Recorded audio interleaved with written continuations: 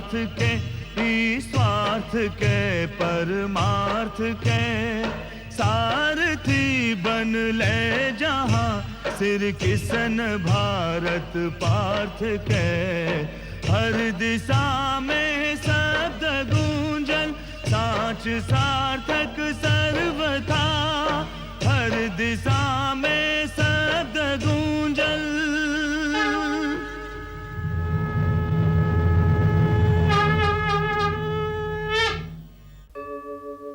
यदा यदा हि धर्मस्य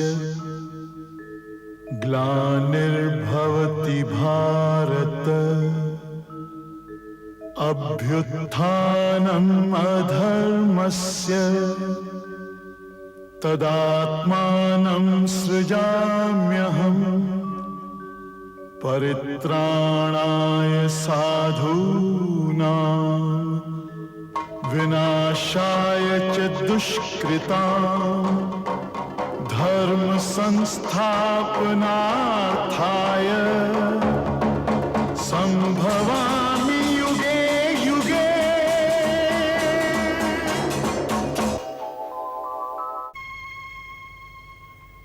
हम एगो कवि हैं और इस सच्चाई के एक संगे चारों आईना में देख सकत हैं। हम एगो आईना हैं, बाकी लोग ई आईना देखल भुला गईल बाड़े। यह कारण है कि उनका सच्चाई सपाट लौकता कि गहिर लौकता, और यही से लोग ओकर व्याख्या करे चाहता रे, ऊपर टिप्पणी लगावे चाहता रे, जैसे सच्चाई के समझ सकस। बाकी हमरा खातिर ऐसन कईल आवश्यक नहीं खे। हम महाभारत के संघर्ष के कथा सुनावत हैं, समुझावत नहीं खी। काहे से कि ये कहानी हर आदमी के अपना तरे अलगा अलगा समझे पड़ी। हाँ, यदि हम भाग्य के राह होके थी तो हो सकता कुछ बतावे के जतन करती। बाकी हम कर्म के राह हैं, तक कर्म में बतावल का आ ना बतावल का। गंधार नरेश शकुनी पुरोचन का संगे साठ गांठ के एगो जाल रचले, और वो सफल भी हो गईले। वो दुर्योधन और कर्ण जैसन महावीरन के भी जालसाज बना देले। ता एह जाल पर केहू के टिप्पणी के एकरा अलावा आवश्यकते का बा कि हम खाली शकुनी के कर्म के राह ता हई ना, यही राह पर दोसर लोग भी तो चल रहल बा। यही से कथा सुनी और टिप्पणियन के माया जाल में मत फंसी। युधिष्ठिर के वारणावत जाए के बाद ता पक्का हो गई। बाकी खाली युधिष्ठिर का गैला से ता शकुनी के काम सधी ना। उता दुर्योधन के पांडवन के पंचसूल दिखावते रहता रे। तब प्रश्न ई है कि बाकी के चारों पांडव आ कुंती के का कईल जाओ।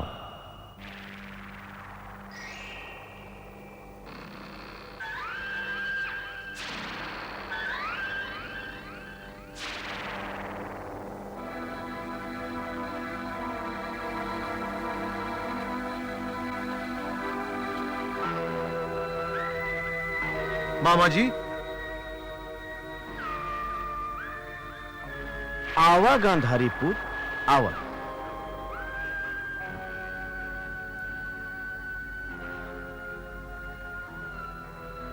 मामा जी, हम ऐसे रउआ के अपन दाढ़ी खजुआवत आजुले नहीं खे देखले। बात का है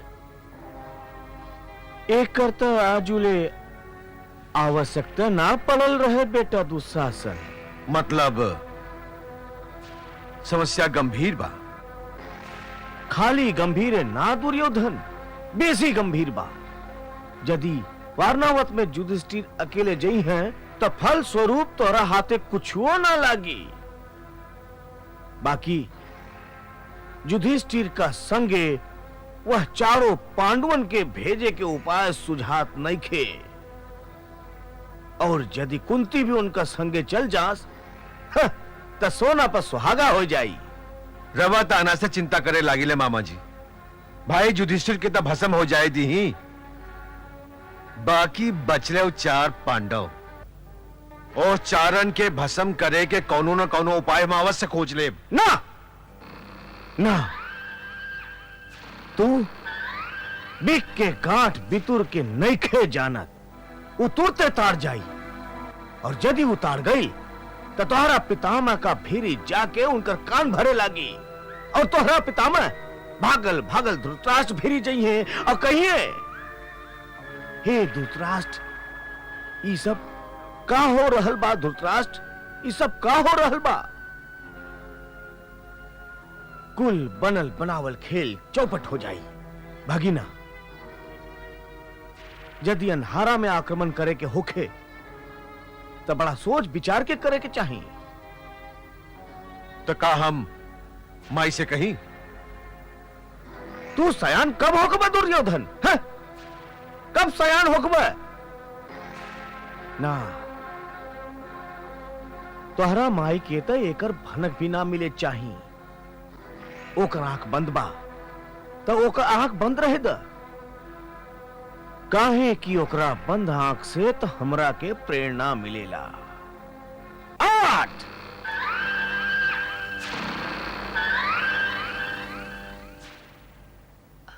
हम साच कहते हैं कुंती, दुर्योधन का ओरी से मन में सदा एगो खुटका रहत रहे। ओइसे होकर हिया बहुत बढ़ा केहू मांगे तब प्राण भी दे दी, बाकी ओकरा मिलजुल से रहे ना आवे। बाकी अब युधिष्ठिर का संगे रह के वो टेघरे लागल बा। अरे ना दीदी, लाठी मारे से कहीं पानी अलगा होला? और फिर तुहार बेटा हमार बेटा अलगा अलगा ता बाड़न ना। एक ही नदी के दूगो धार हवन, कहीं ना कहीं ता मिले ही पड़ेला। दीदी, हम तब बहुत खुश हैं। बेटा दुर्योधन ना बड़ भाई खातिर वारनावत में अतना बड़ महल बनवा देलस। भगवान ए भैयन के लम्हर आयु देस और इनकर आपस में प्रेम ऐसा ही बढ़त रहे। अब माई के समझावे कि दुर्योधन से हमरा स्नेह मिलिए ना सके। भीम, तोहरा अपना छोट भाई के स्नेह पर संदेह शोभा नहीं के देत। हाँ भाई जी, ये तो हमहू जानत हई। बाकी हमरा के खीर में विष खिया के गंगा जी में दहा दे वाला कोनो दोसर नगरी से ना आयल रहन। भीम भैया ठीके कह रहा है भाई जी। हम तो अपना भाई जी के वारनावत अकेले ना जाए दे। अर्जुन, ओ भाई जी, रवा अपना प्रिय दुर्योधन के अभय ने समझली ना। एमे समझे के काबा अनुज, हमरा खातिर महल बनवावे में भला ओकरा का लाभ हो सकता? लाभ बा कहे ना। उ जाना ता कि अब तो रउवे हस्तिनापुर के नरेश होखब, तो राजकोष भी ओकरा हाथ से निकस जाई। देश का पूंजी पर दानवीर बनल बा। बाकी रउवा राजा बन जाब त ओकरा बात का करी? उ जाना ता कि अब तो रउवे अधीन रह के जिए पड़ी। तो रवा के खुश करे खातिर चाल चल रहल बा। और ही संभव बा कि एकरा अलावा भी कोनो चाल होके? मामा शकुनी और सूत पूत कर्ण का संगे मिलके उ न जाने कोनो न कोनो जाल रच रहल होके। भाई जी, यदि उनका बस में होके कि रउवा के राजा ना बने देस, तो उ रउवा के कबो राजा ना बने दिहित। बाकी अबही राजा बनले कहाँ हैं? तबे तक कहतानी कि भाई जी के वहां अकेले गई उचित नहीं खे। चाहत तो स्वयं हमहू इहे हैं कि यदि हमनी सब भाई संगे चले तब बेसी आनंद मिले। माता जी से पूछ ला, यदि वो आज्ञा दे दे तो हमनी सबे चली। ए सदेव, तू कहिया माई से, तोहार कहल कब्बो न टारस। हम तो ई कहत हई मजलू भैया कि माइयों के संगे ले चली। माता जी चलस तब तो ढेर आनंद आई। काहे कि यदि वो ना हुई हैं तब भीम खातिर आधा भोजन के अलग करी। अब रउओ के हमार खाइल बाउर लागल भाई जी। अरे ना अनुज, यदि खाला तू तो पेट हमरे भरेला। बाकी दुर्योधन का ओर से मन मल मत करा। वो अभिमानी अवश्य है, बाकी कायर ना। वो लड़ सकेला, जाल ना रच सके। भाई जी, अभिमान भी कायर के ढाल होला। माताजी रउआ, बिराजी,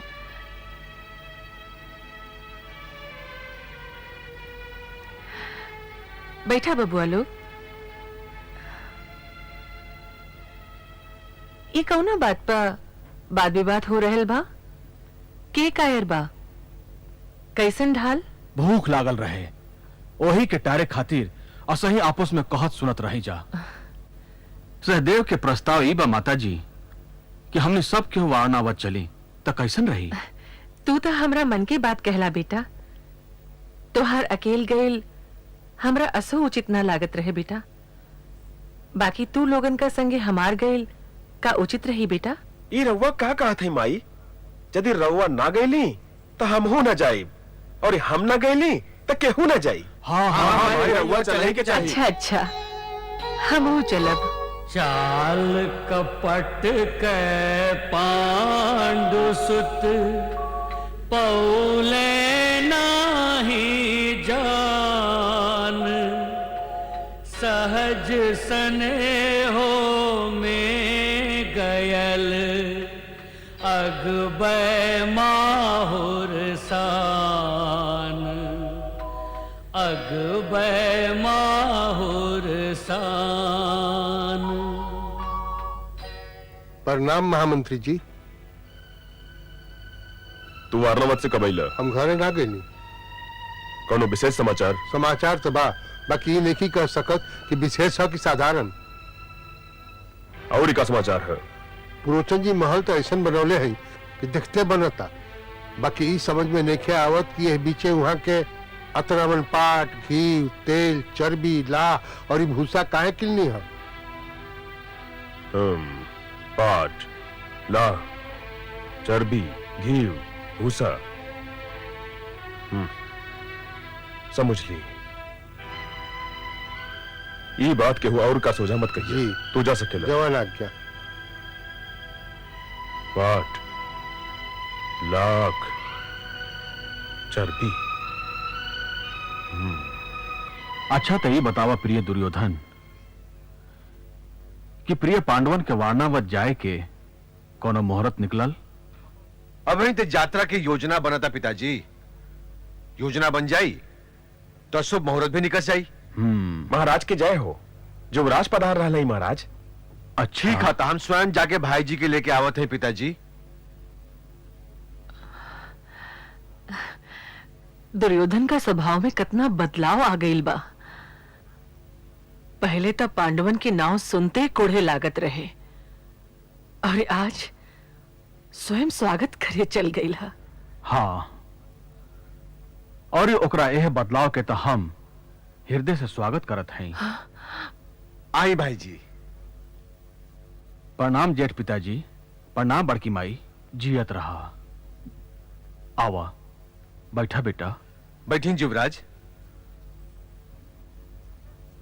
बेटा युधिष्ठिर, वारनावत जाए के यात्रा कब शुरू करा तारा? वही विषय में एगो प्रार्थना लेके आयल है बड़की माई।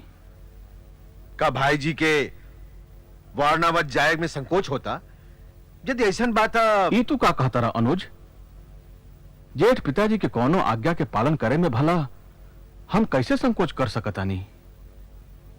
तो फेरू का समस्या बा बेटा? समस्या तो कोनो नहीं है जेठ पिताजी। हम तो खाली ई प्रार्थना लेके आयल रही कि यदि रवा आज्ञा दीही तो हम अपना संगे अपना चारों भाइयन के आ माता जी के भी ले जाएं। एमे आज्ञा लेवे के का आवश्यकता है भाई जी? उनका क्या अवश्य ले जाएं। हमरा अनुज लोग के मन हरिया जाए। और छोटकी माई तो एक खातिर जात हुई है कि यदि उ ना गईली तो भाई भीम के खाए पिए के जुगाड़ के करी। चुप, आपन चपलता कबो कभार रोकियो लेहल करा बेटा। अपना भाई का खाए पर केहू टोकेला भला। तो हमरा खातिर का आज्ञा बा जेठ पिताजी? तू उनका के अपना संगे अवश्य ले जा बेटा, अवश्य। दुर्योधन के मन बसल आके हरस अपार, अपने आके जाल में फसल पांडु परिवार,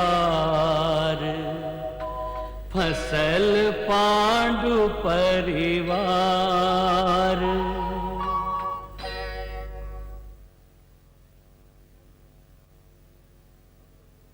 अरे विदुर जी रहुआ, हम तो सही युवराज से भेंटे आयल रही भाभी जी।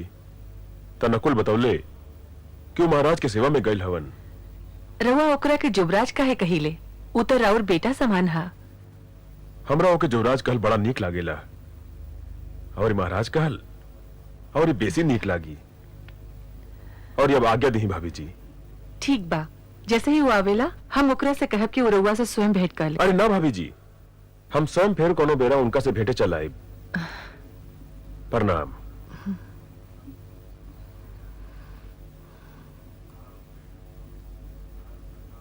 तोहार काका जी चिंतित न लौकत रहन? चिंतित रहल उनका स्वभाव है। और चिंता मंत्रियन के चिन्हानी है माता जी।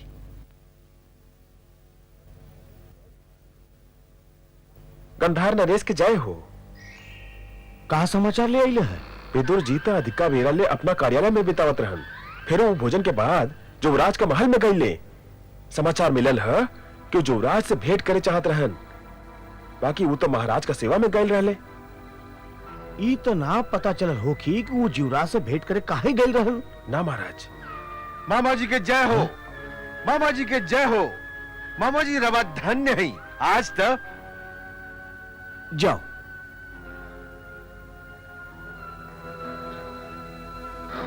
दुर्योधन, राजनीति के पहलू उपदेश ये है कि कच्छ में अहिला के बाद जब ले भी मत देख ल बेटा कि तू बोल सकेला तो बोलन शुरू मत कर। बाकी मामा जी ई ता आपन गुप्तचर रहे। भागीना, गुप्तचर अपना अलावे केहू औरी के ना होखे, समझ ल। अच्छा ये बतावा तू इतना खुश कैसे लौकता रहा? रउआ सुनब तो रउआ खुश हो जाए। प्रिय भाई जी के संगे उनके चारों भाई वारनावत जाए खातिर तैयार हो गए ना।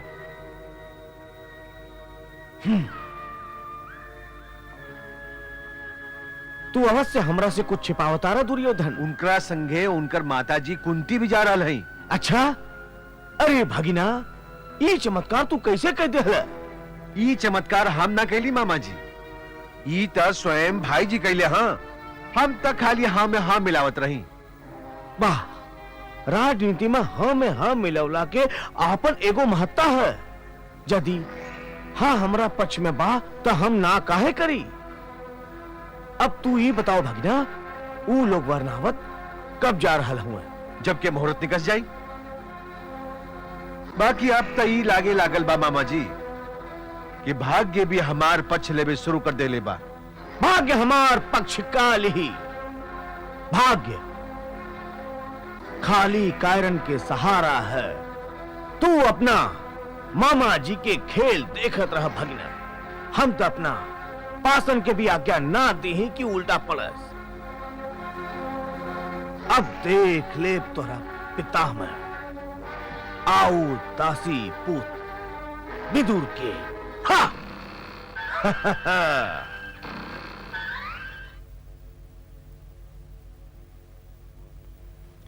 प्रणाम काकी जी।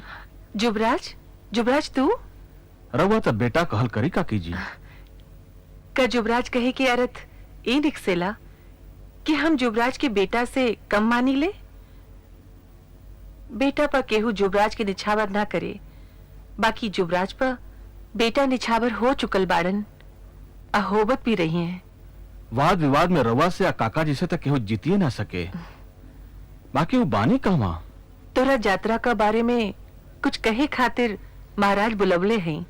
वो हमरा से भेंटे अली तो हम महाराज क्या गेल रही, हम उनका से भेंटे अली तो वो महाराज क्या भेंटे गेल हवन। हम फिर कोनो बेरा आ जाइब। प्रणाम काकी जी। तनिका और ही रुक जाइता बेटा। काल बिहाने यात्रा के मुहूर्त निकस आइल बा, ऐसे ए बेरा रोकल तक कठिन बा। बाकी काल बिहाने प्रणाम करे अवश्य आइब। जियत रहा बेटा।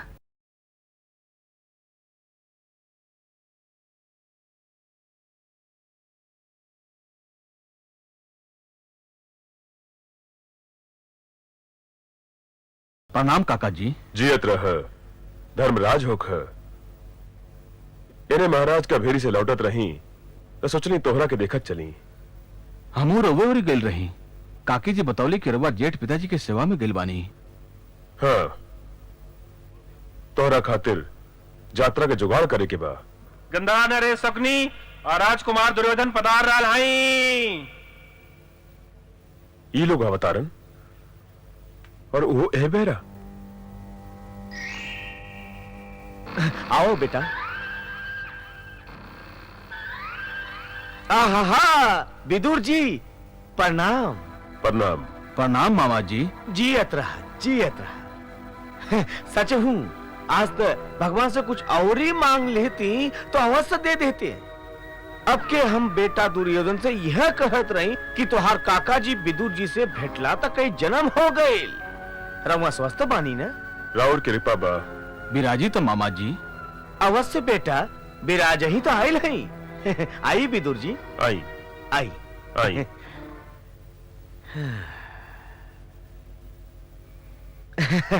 सुन ली है बेटा युधिष्ठिर, तू लोगन के यात्रा के शुभारंभ काल सूर्योदय का बेड़ा हो रहा बा। जी हाँ मामा जी। हमार तो भगवान से यह प्रार्थना बात तुहार यात्रा सफल और सुखदायी हो। और ये ध्यान रहे, ई पलाश के फूले के ऋतु है और जब पलाश फुलाला तो ऐसा लागेला जैसे वन में आगी लागल होके। हाँ, ई दृश्य भी अति सुंदर होला। तो ई बताओ बेटा, जो के है जकरा वन के आगे के डर ना होके? तू बतावा दुर्योधन। ऐसा भला के हो सकेला काका जी जकरा वन का आगी से डर न लागे? भीम, तू बतावा। हाँ काका जी, आगी तो एकरा बड़ा प्रिय है, काहे से कि खाना जे पकेला उससे। अनुज दुर्योधन, तू हमरा भीम के सतावल मत करा।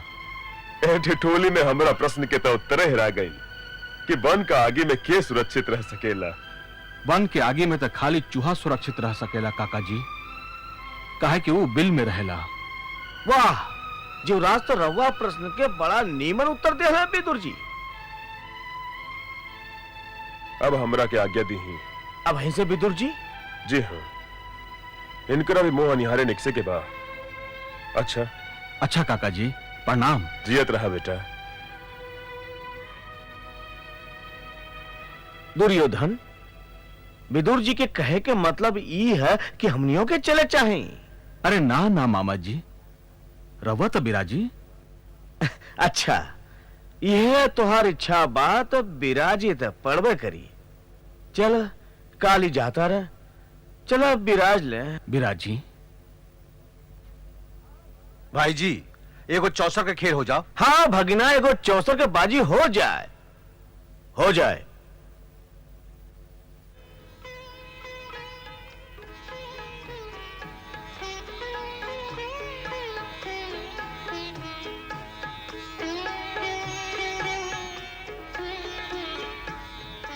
भगवान तोहरा बेटन के सुख दीस। दादी कहे वाला आवस आवत चला।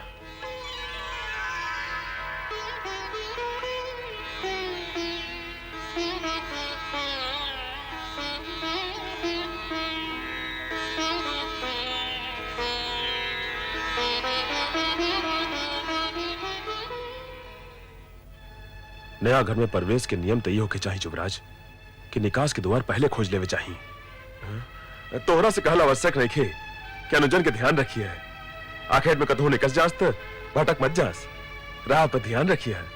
आवा जवान आ गया काका जी। आवा।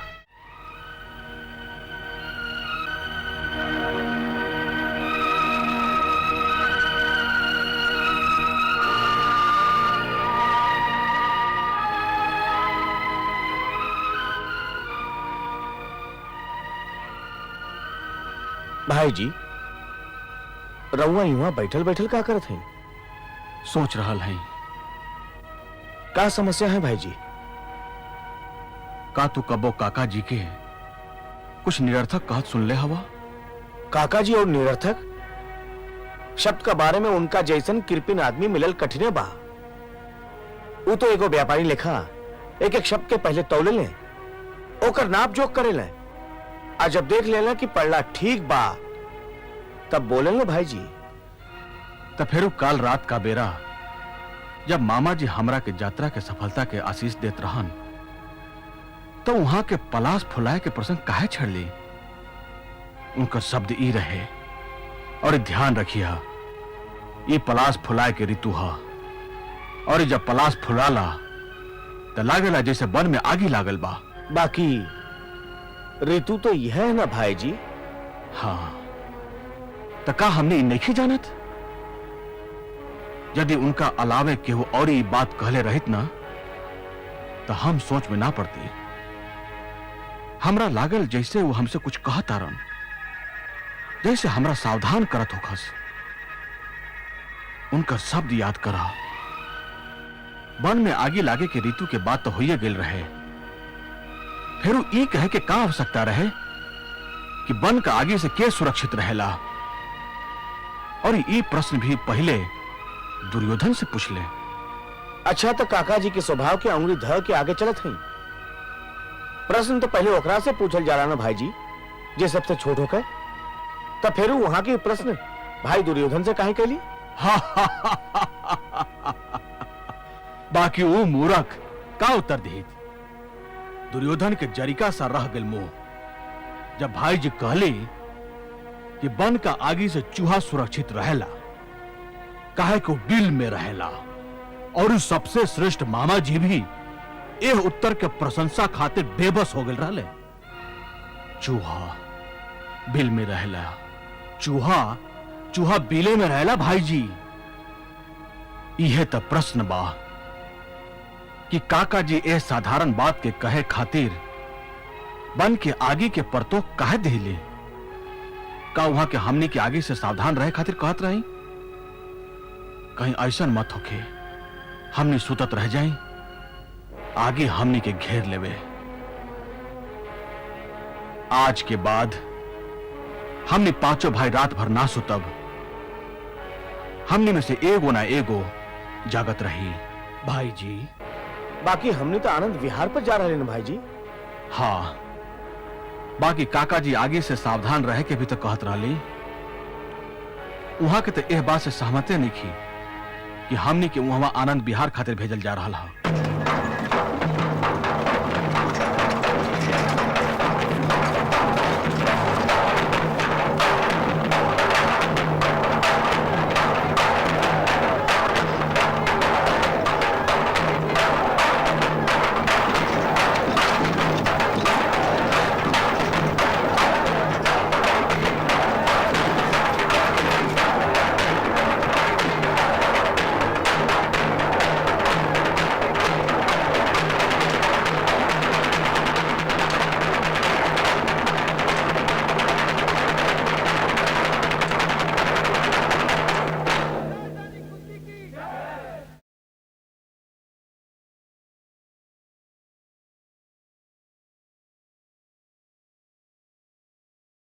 आई आई स्वागत बारवा लोग के। आई ए माल के नाव हम शिवम रखले हैं युवराज कुमार। रहुआ एकदम उचित नाव रखले हैं पुरोचन जी। आशा हमारा निजी युवराज कुमार और ये दोसर पांडु कुमारन के पूरा विश्राम के अवसर मिली और ये भवन रवा के पसंद आई। हमरा भरोसा बा पुरोचन जी कि रवा जे भवन बनाई वो केहू के मन के ना भावे, ये तो हो ही ना सके। विश्वकर्मा जी के बाद रवा से बड़ा भवन रचयिता भला और ये क्या हो सकता? आई आई आई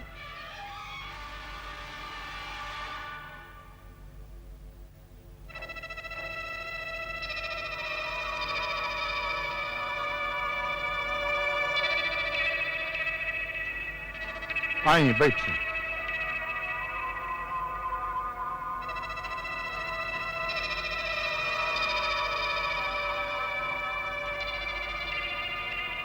रवा सेवक के घर मुख्य द्वार से लगले बा युवराज कुमार, जैसे राउर सेवा और ई भवन के देखभाल कर सकें। बाकी पुरोचन जी, रउआ एगो आदर जोग प्रतिष्ठित आदमी है। सामने से भाई जी के दर्शनार्थियों की भीड़ लागी, रउआ के अपन घर पिछवाड़े के ओर रखे चाहत रहे, जैसे हमनी के चलते रउआ के कोनो कष्ट ना होखे। कैसन कष्ट माद्री नंदन, रवा लोग के सेवा कैल हमार सौभाग्य होखी। अब हम आज्ञा चाहते हैं। घर में पैठे जान के कौनी और निकास, सोच समझ के विदुर कहे जुगुति करे विश्वास, जुगुति करे विश्वास। रवा ठीक कहली भाई जी, ए भवन के पाछे कोनो द्वार है नहीं खे। मुख्य द्वार से सट के पुरोचन के घर होखे के और ई कौनो अर्थ होइए नहीं खे सकत। तबे काका जी हमार ध्यान चूहा के बिल के ओरी ले गईली, जब बन के आगे से सुरक्षित रहेला, अर्थात हमनी के भी बिल खोदे चाहिए। काहे कि यह भवन में तो अवश्य आग लगावल जाई। भाई जी, लड़े के होगे तो लड़िए ले, ऐसा दुविधा में जेल तक कोनो जेल ना भइल ना। यदि उचित ना होखित तो काका जी हमार ध्यान चूहा का बिल कोरी ना लगैती। काका जी तो चाहत हैं कि जबले मामा शकुनी के विश्वास ना हो जाए कि हमनी मर गईली, तबले है बात के पता ना चली कि असल में वो चाहत का हवन। और हां, पुरोचन जी के तो यह बात के भनक भी ना पड़े चाहिए कि हमने उनका राह प्रपंच के पता बा। उनका के इस सोच सोच के आनंद लेवे दा कि हमने उनका बनावल लाह के घर में फंस गए हैं। यही से हमने रात भर सावधान रहब। बाकी दिन का बेरा घूमे फिरे और सैर सपाटा करे खातिर ऐसे निकसब जा जैसे हमने का कुछ पते नहीं खे। हमार तो मन करता जो ओह बुढ़वा पुरोचन का कपार में मुक्का मार के ओकार कपार गगरी लेखा तोड़ दी ना। आक्रमण खाली तब्बे करे चाहिए जब ओकरा अलावे और ही कोनो रास्ता ना होखे। आक्रमण के बचा लेहल भी युद्ध के एगो कला है। शत्रु के समझे दा कि वो अपन बनावल जाल में सफल हो गइल बा। बाकी हमरा ओकरा खातिर एगो जानकार सुरंग खोदे वाला की आवश्यकता हुई। बाकी बेटा, हमने बारना व्रत में भरोसा वाला जानकार खोदे वाला कहवा से ले आइब जा? माता जी, यदि काका जी के डर रहे कि हमने भाईयन के रउआ समेत एहला घर में जरा के भस्म करे की योजना बा, तो उनकर भेजल खोदे वाला भी आवते हुई।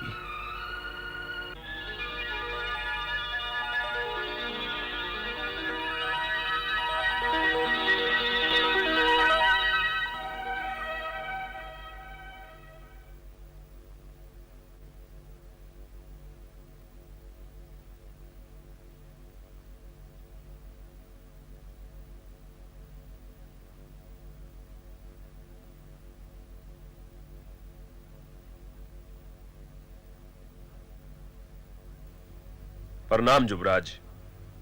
ए चूहा के का विशेषता है नागरिक? ई बिल खोदे में बेजोड़ बा युवराज। वन के आग में के सुरक्षित रह सकेला? बन के आगे में तो खाली चूहा सुरक्षित रहेला काका जी। काका जी कैसे बानी? खोदाई करे वाला युधिष्ठिर के खाली एगो चूहा ना भेंट कैले रहे। ओह चूहेदानी में छिपा के विदुर नीति भेंट कैले रहे कि विजय के राह कबो कभार धरती का भीतर से भी गुजरेला। छल कपटता अवश्य वीरन के शोभा ना देवे। बाकी ई आवश्यक है कि रहस्य के बात खाली भरोसा वालन के ही बतावल जाए। ता खोदाई करे वाला के संगे विदुर ई सनेसा भेजले कि ई आदमी जे तोहरा सोझा ठाड़ बा ओही चूहा का तरे अपना दांत से धरती के कुतर के तोहरा खातिर एह लाह का घर से निकसे के राह बनाई।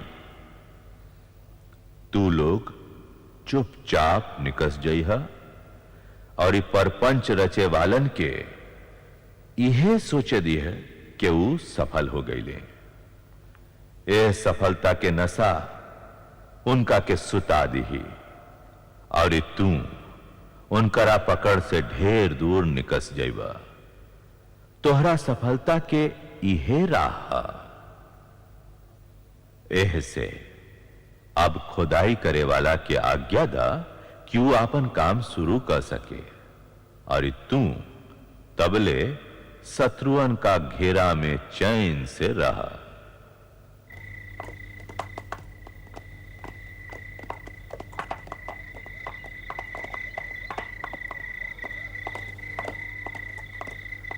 बस अनहरिया के 14 ले जागला सैनिक।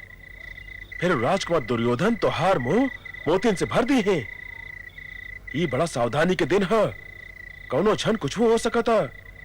गुप्तचर कंधार नरेश शकुनी के ई समाचार द एहवा सब सुरक्षित बाणन।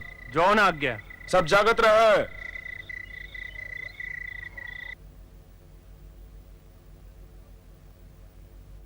यदि रउआ सभे राज कर्मचारिन की ओर से तनको असंतुष्ट होई बा फिर और कोनो छोट समस्या भी होखे तो हमरा से बताएं, हम महाराज से निवेदन करब। युवराज राउर दर्शन से हमनी के सब छोट बड़ समस्या खत्म हो गई। युवराज के जय हो। कहा द्वारपाल?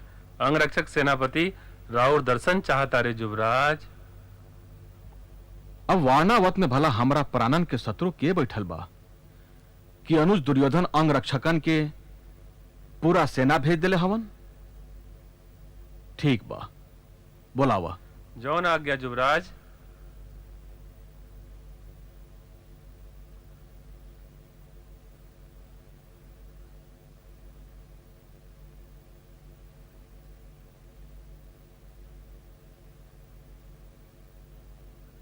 प्रणाम युवराज। तोहरा का कष्ट बा सेनापति? राउर सुरक्षा हमार जिम्मा है युवराज। अब यहाँ हस्तिनापुर का राज सीमा के भीतर हमरा अंगरक्षकन के का आवश्यकता बा सेनापति? हम तो आदेश के पालन कर रहा नहीं युवराज। जानत है तू आदेश के पालन कैले जा। बाकी हर दिन हमरा सोझा में आके ई जतावे की आवश्यकता नहीं खे कि युवराज कुमार अंगरक्षकन के बिगर घर से बाहर ना निकल सकस। एकांत। जवन आज्ञा। सेवक। आज्ञा महाराज।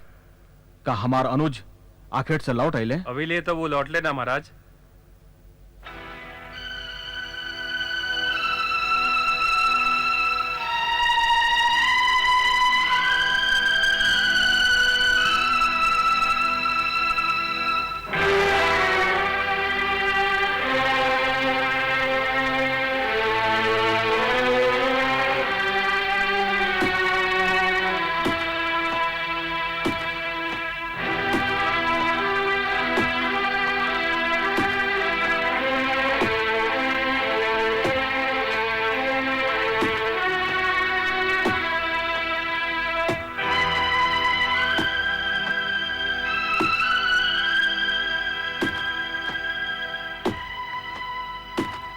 प्रणाम कुमार।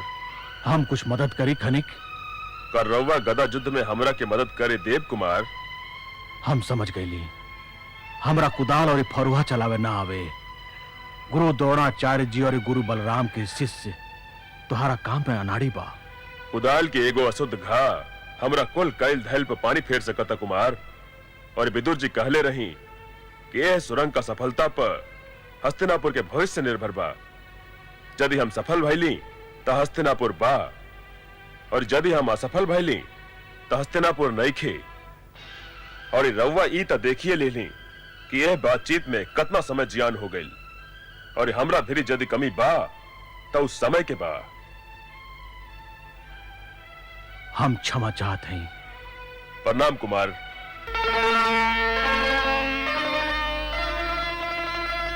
धर्म करम कर तब जवन समय रहत कर जाए ऊ अदमी बितले समय कब्बो ना पछताए।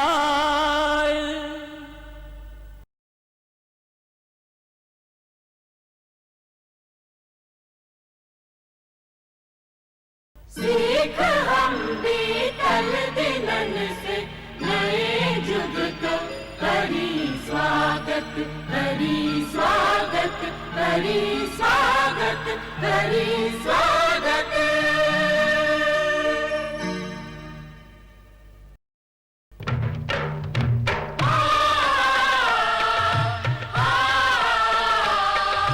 भारत कहो कहानी सदियन से भी पुरानी हो ई ज्ञान गंगा